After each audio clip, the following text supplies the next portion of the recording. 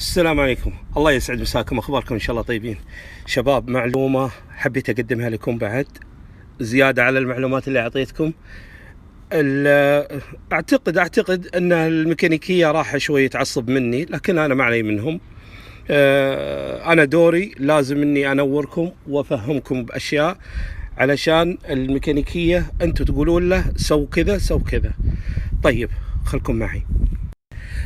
المعلومه يا شباب، إذا كنت بتغير الفحمات الأمامية أو الفحمات الخلفية، طبعا بيجي الفني بيشتغل لك، بيشيل الفحمات القديمة، بيركب لك فحمات جديدة، بيشيل المسمار هذا بشحمه، يعني بيسوي لك الأمور كلها في السليم.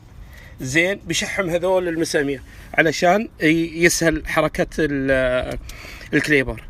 لكن في نقطة ما يسوونها، أنا أتحداهم يسوونها، أو أكبر ورشة تسويها، اللي هي حساس الاي بي اس.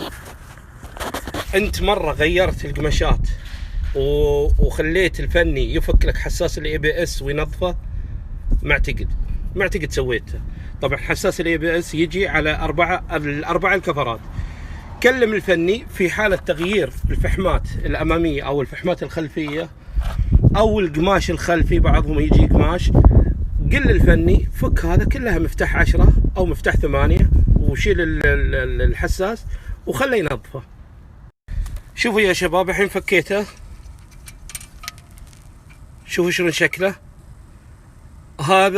هذا شكله كذا. شلون يعطيك القراءة صحيح؟ مستحيل يعطيك القراءة صحيحة.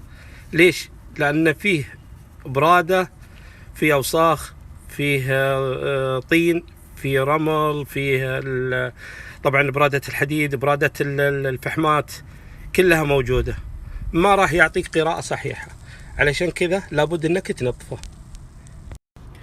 طبعا هذا الحساس بعد التنظيف الحمد لله امورها طيبة.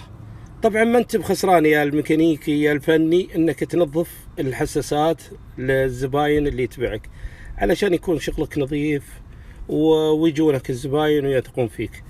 طبعا التنظيف يا تاخذ لك الدبليو 40 او بوجمل او الاس ديلكو، انت حر ابد، لو شوية بنزين، لكن يكون بعده تنشفه مضبوط، يعني لا يصير فيه حاجة او شيء لاصق من الحديد.